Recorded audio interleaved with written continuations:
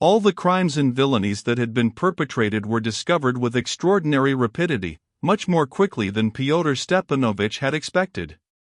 To begin with, the luckless Maria Ignatievna waked up before daybreak on the night of her husband's murder, missed him and flew into indescribable agitation, not seeing him beside her. The woman who had been hired by Anna Prohorovna, and was there for the night, could not succeed in calming her, and as soon as it was daylight ran to fetch Irina Prohorovna herself, assuring the invalid that the latter knew where her husband was, and when he would be back. Meantime Irina Prohorovna was in some anxiety too. She had already heard from her husband of the deed perpetrated that night at Skvoreshniki. He had returned home about 11 o'clock in a terrible state of mind and body. Wringing his hands, he flung himself face downwards on his bed and shaking with convulsive sobs kept repeating, "It's not right, it's not right, it's not right at all." He ended, of course, by confessing it all to Irina Prohorovna, but to no one else in the house. She left him on his bed, sternly impressing upon him that if he must blubber he must do it in his pillow so as not to be overheard, and that he would be a fool if he showed any traces of it next day. She felt somewhat anxious, however, and began at once to clear things up in case of emergency. She succeeded in hiding or completely destroying all suspicious papers, books, manifestos perhaps. At the same time she reflected that she, her sister, her aunt, her sister-in-law the student, and perhaps even her long-eared brother had really nothing much to be afraid of. When the nurse ran to her in the morning she went without a second thought to Maria Ignatievna's. She was desperately anxious, moreover, to find out whether what her husband had told her that night in a terrified and frantic whisper, that was almost like delirium, was true, that is, whether Pyotr Stepanovich had been right in his reckoning that Kirillov would sacrifice himself for the general benefit. But she arrived at Maria Ignatievna's too late. When the latter had sent off the woman and was left alone, she was unable to bear the suspense. She got out of bed, and throwing round her the first garment she could find, something very light and unsuitable for the weather, I believe, she ran down to Kirillov's lodge herself, thinking that he perhaps would be better able than anyone to tell her something about her husband. The terrible effect on her of what she saw there may well be imagined. It is remarkable that she did not read Kirillov's last letter, which lay conspicuously on the table, overlooking it, of course, in her fright. She ran back to her room, snatched up her baby, and went with it out of the house into the street. It was a damp morning, there was a fog. She met no passers-by in such an out-of-the-way street. She ran on breathless through the wet, cold mud, and at last began knocking at the doors of the houses. In the first house no one came to the door, in the second they were so long in coming that she gave it up impatiently and began knocking at a third door. This was the house of a merchant called Titov. Here she wailed and kept declaring incoherently that her husband was murdered, causing a great flutter in the house. Something was known about Shadev and his story in the Titov household. They were horror-stricken that she should be running about the streets in such attire and in such cold with the baby scarcely covered in her arms, when, according to her story, she had only been confined the day before. They thought at first that she was delirious, especially as they could not make out whether it was Kirillov who was murdered or her husband. Seeing that they did not believe her she would have run on farther, but they kept her by force, and I am told she screamed and struggled terribly. They went to Filipov's, and within 2 hours Kirillov's suicide and the letter he had left were known to the whole town. The police came to question Maria Ignatievna, who was still conscious, and it appeared at once that she had not read Kirillov's letter, and they could not find out from her what had led her to conclude that her husband had been murdered. She only screamed that if Kirillov was murdered, then her husband was murdered, they were together. Towards midday she sank into a state of unconsciousness from which she never recovered, and she died 3 days later. The baby had caught cold and died before her. Irina Prohorovna, not finding Maria Ignatievna and the baby, and guessing something was wrong, was about to run home, but she checked herself at the gate and sent the nurse to inquire of the gentleman at the lodge whether Maria Ignatievna was not there and whether he knew anything about her.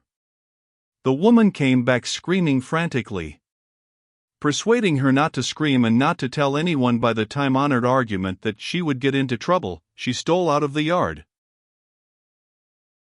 It goes without saying that she was questioned the same morning as having acted as midwife to Maria Ignatievna, but they did not get much out of her. She gave a very cool and sensible account of all she had herself heard and seen at Shadov's, but as to what had happened she declared that she knew nothing, and could not understand it. It may well be imagined what an uproar there was in the town. A new sensation, another murder. But there was another element in this case. It was clear that a secret society of murderers, incendiaries, and revolutionists did actually exist.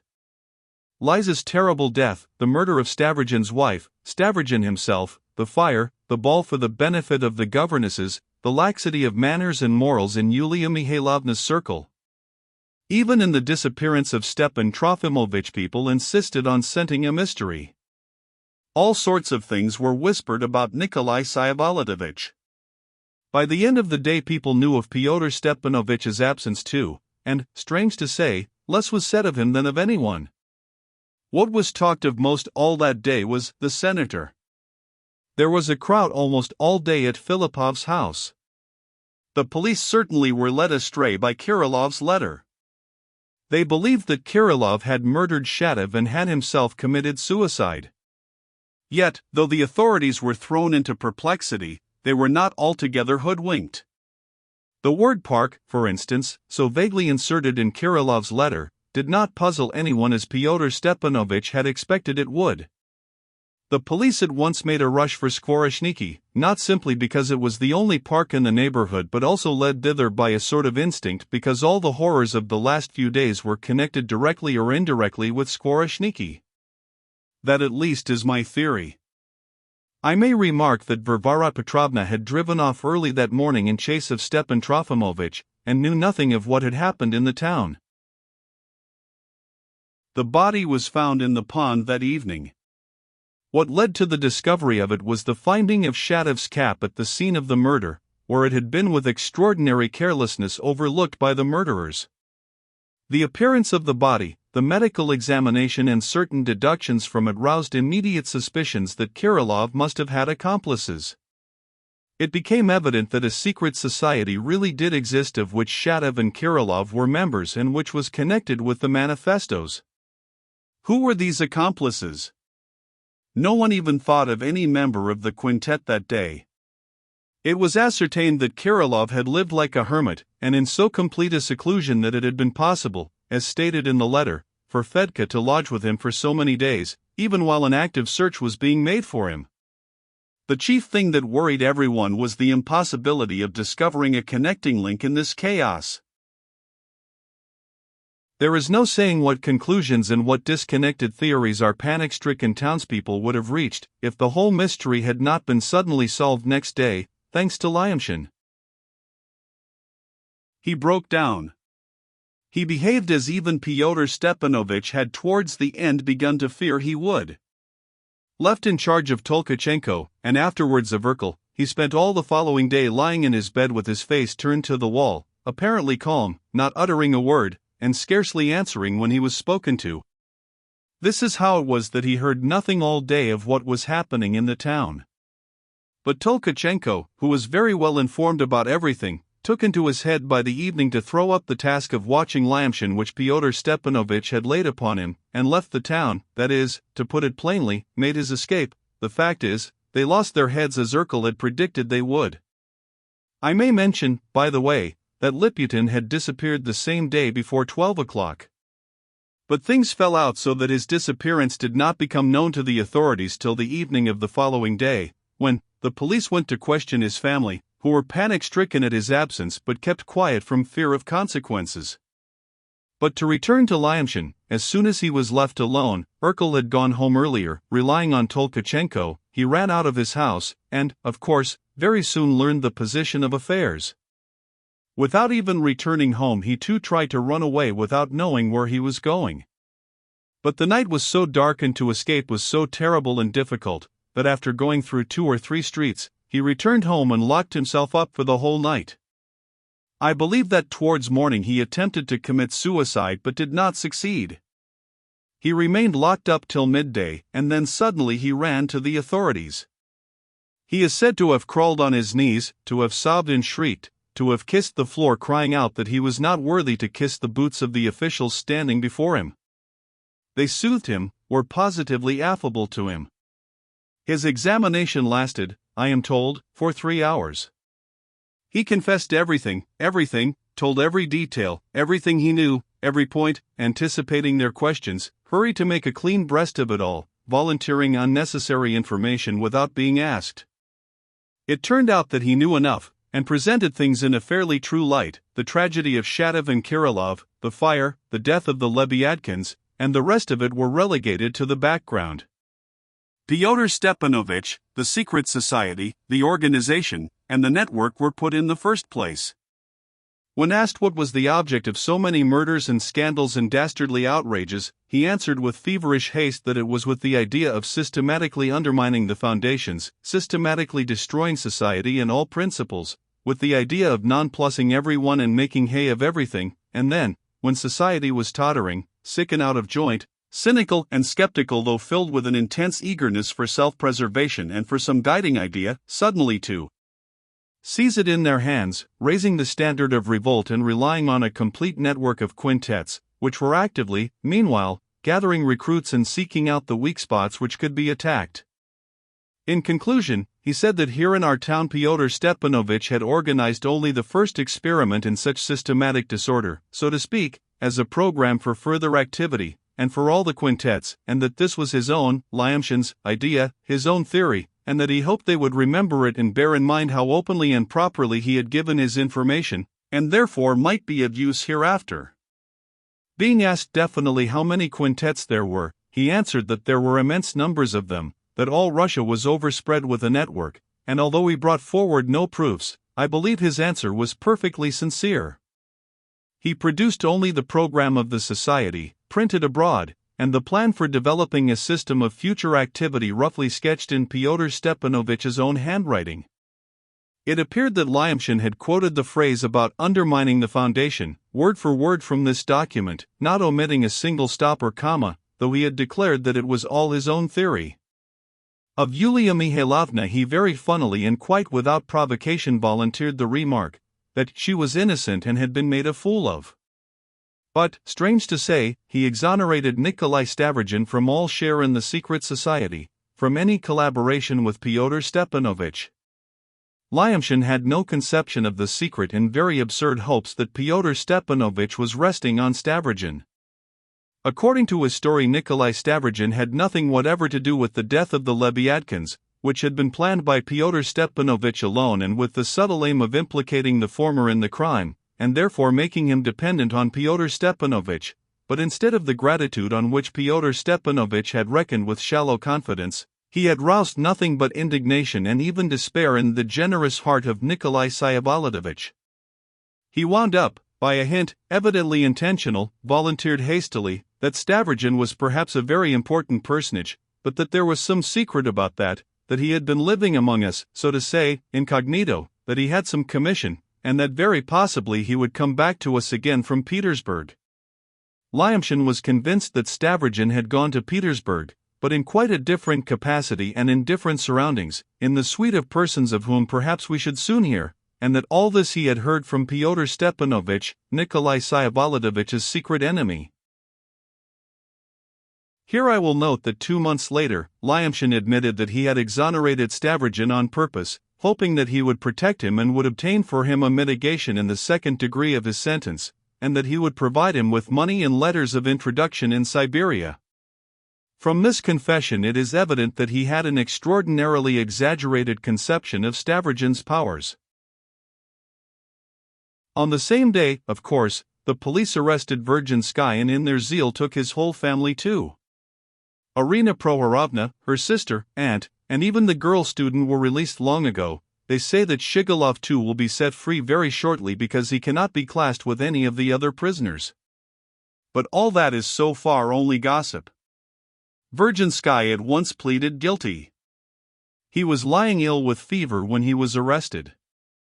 I am told that he seemed almost relieved. It was a load off his heart, he is reported to have said. It is rumored that he is giving his evidence without reservation, but with a certain dignity, and has not given up any of his bright hopes, though at the same time he curses the political method, as opposed to the socialist one, in which he had been unwittingly and heedlessly carried by the vortex of combined circumstances. His conduct at the time of the murder has been put in a favorable light, and I imagine that he too may reckon on some mitigation of his sentence. That at least is what is asserted in the town. But I doubt whether there is any hope for mercy in Urkel's case. Ever since his arrest he has been obstinately silent, or has misrepresented the facts as far as he could. Not one word of regret has been wrung from him so far.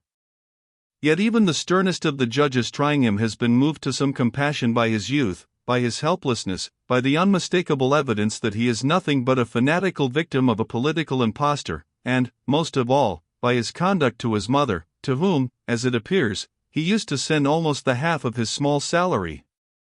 His mother is now in the town. She is a delicate and ailing woman, aged beyond her years. She weeps and positively grovels on the ground imploring mercy for her son. Whatever may happen, many among us feel sorry for Urkel. Liputin was arrested in Petersburg, where he had been living for a fortnight. His conduct there sounds almost incredible and is difficult to explain. He is said to have had a passport in a forged name and quite a large sum of money upon him, and had every possibility of escaping abroad, yet instead of going he remained in Petersburg. He spent some time hunting for Stavrogin and Fyodor Stepanovich. Suddenly he took to drinking and gave himself up to a debauchery that exceeded all bounds, like a man who had lost all reason and understanding of his position. He was arrested in Petersburg drunk in a brothel. There is a rumor that he has not by any means lost heart, that he tells lies in his evidence and is preparing for the approaching trial hopefully, and, as it were, triumphantly. He even intends to make a speech at the trial. Tolkachenko, who was arrested in the neighborhood 10 days after his flight, behaves with incomparably more decorum. He does not shuffle or tell lies, he tells all he knows, does not justify himself, blames himself with all modesty, though he, too, has a weakness for rhetoric. He tells readily what he knows, and when knowledge of the peasantry and the revolutionary elements among them is touched upon, he positively attitudinesses and is eager to produce an effect. He, too, is meaning, I am told, to make a speech at the trial. Neither he nor Liputin seem very much afraid, curious as it seems. I repeat that the case is not yet over. Now, 3 months afterwards, local society has had time to rest, has recovered, has got over it, has an opinion of its own, so much so that some people positively look upon Fyodor Stepanovich as a genius or at least as possessed of some characteristics of a genius.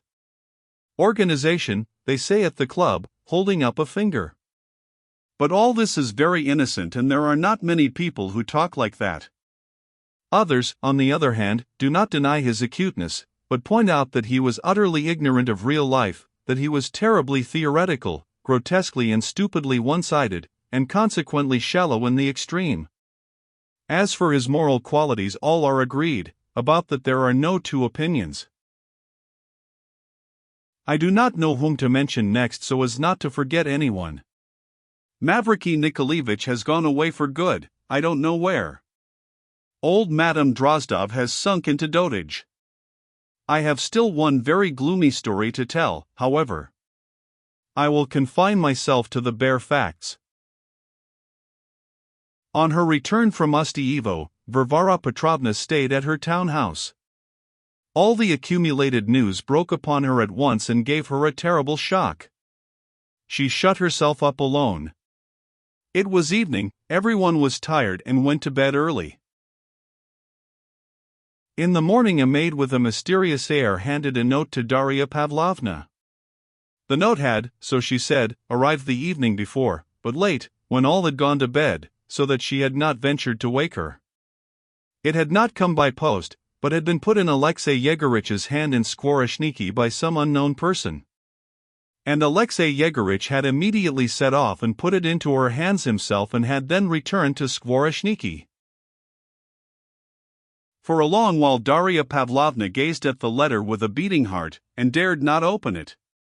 She knew from whom it came, the writer was Nikolai Stavrogin.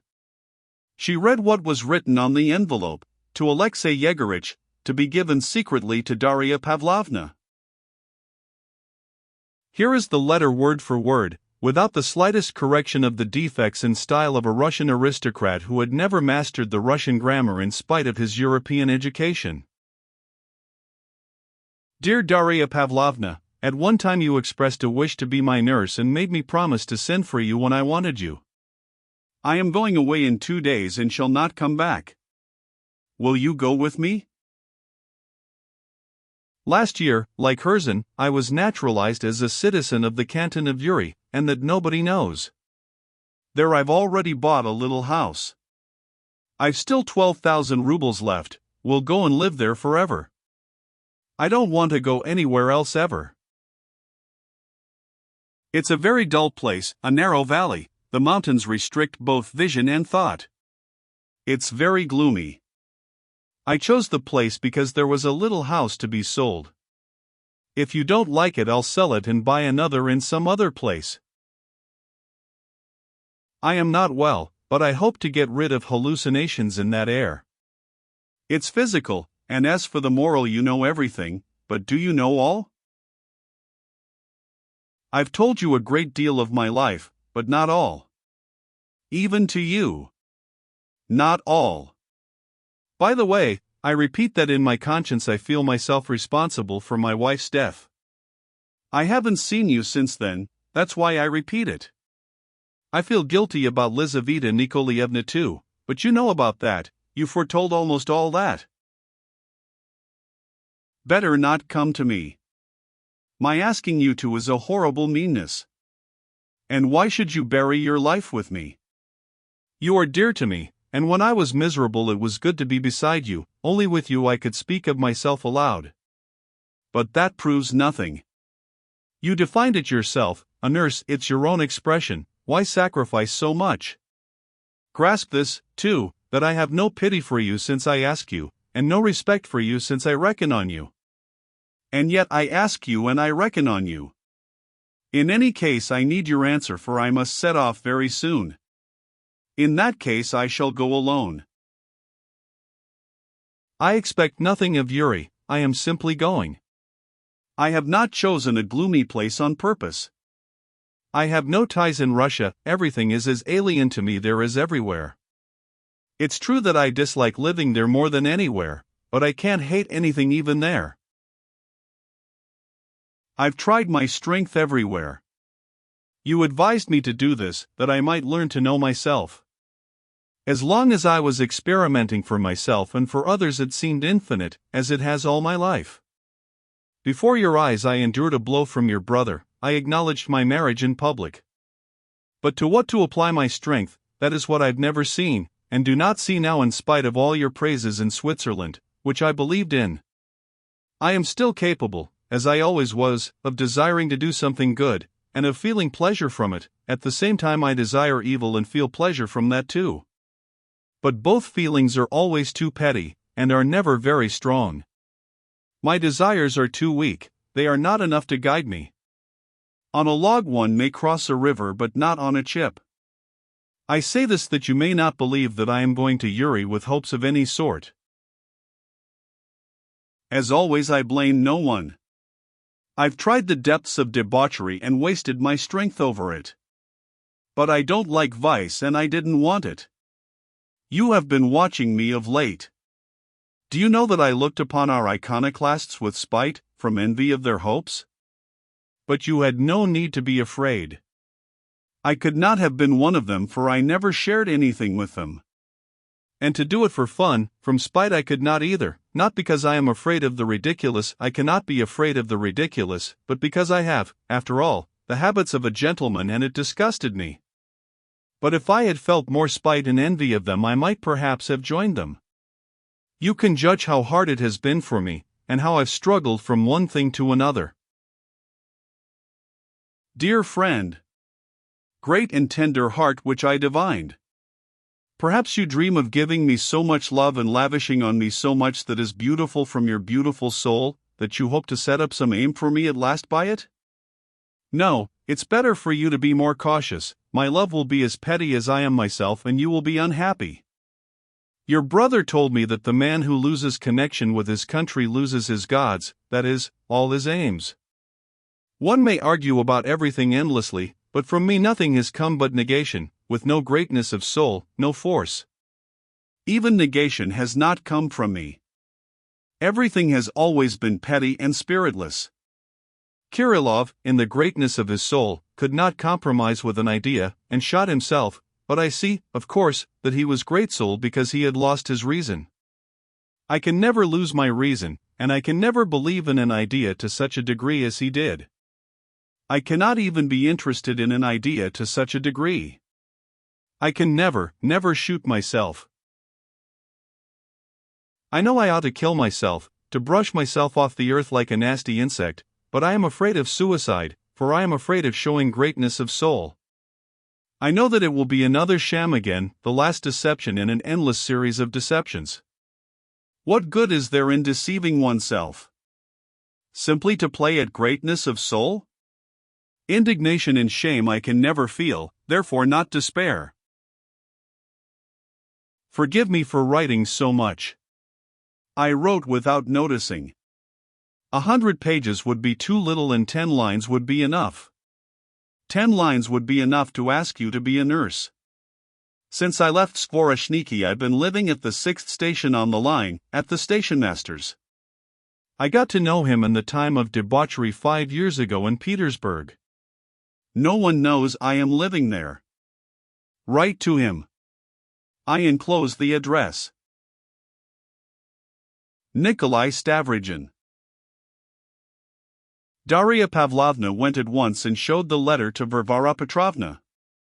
She read it and asked Dasha to go out of the room so that she might read it again alone, but she called her back very quickly. "Are you going?" she asked almost timidly. "I am going," answered Dasha. "Get ready. We'll go together." Dasha looked at her inquiringly. "What is there left for me to do here? What difficulty will it make? I'll be naturalized in Uri, too, and live in the valley. Don't be uneasy, I won't be in the way." They began packing quickly to be in time to catch the midday train. But in less than half an hour's time Alexei Yegorich arrived from Skvoreshniki. He announced that Nikolai Vsyevolodovich had suddenly arrived that morning by the early train, and was now at Skvoreshniki, but in such a state that his honor did not answer any questions, walked through all the rooms and shut himself up in his own wing. "Though I received no orders, I thought it best to come and inform you," Alexei Yegorich concluded with a very significant expression. Varvara Petrovna looked at him searchingly and did not question him. The carriage was got ready instantly. Varvara Petrovna set off with Dasha. They say that she kept crossing herself on the journey. In Nikolai Vsyevolodovitch's wing of the house all the doors were open and he was nowhere to be seen. "Wouldn't he be upstairs?" Fomushka ventured. It was remarkable that several servants followed Varvara Petrovna while the others all stood waiting in the drawing-room. They would never have dared to commit such a breach of etiquette before. Varvara Petrovna saw it and said nothing. They went upstairs. There were 3 rooms, but they found no one there. "Wouldn't his honor have gone up there?" someone suggested, pointing to the door of the loft. And in fact, the door of the loft, which was always closed, had been opened and was standing ajar. The loft was right under the roof and was reached by a long, very steep and narrow wooden ladder. There was a sort of little room up there too. "I am not going up there." "Why should he go up there?" said Varvara Petrovna, turning terribly pale as she looked at the servants. They gazed back at her and said nothing. Dasha was trembling. Varvara Petrovna rushed up the ladder, Dasha followed, but she had hardly entered the loft when she uttered a scream and fell senseless. The citizen of the canton of Uri was hanging there behind the door. On the table lay a piece of paper with the words in pencil, "No one is to blame, I did it myself." Beside it on the table lay a hammer, a piece of soap, and a large nail, obviously an extra one in case of need. The strong silk cord upon which Nikolai Vsyevolodovich had hanged himself had evidently been chosen and prepared beforehand and was thickly smeared with soap. Everything proved that there had been premeditation and consciousness up to the last moment. At the inquest, our doctors absolutely and emphatically rejected all idea of insanity. The end.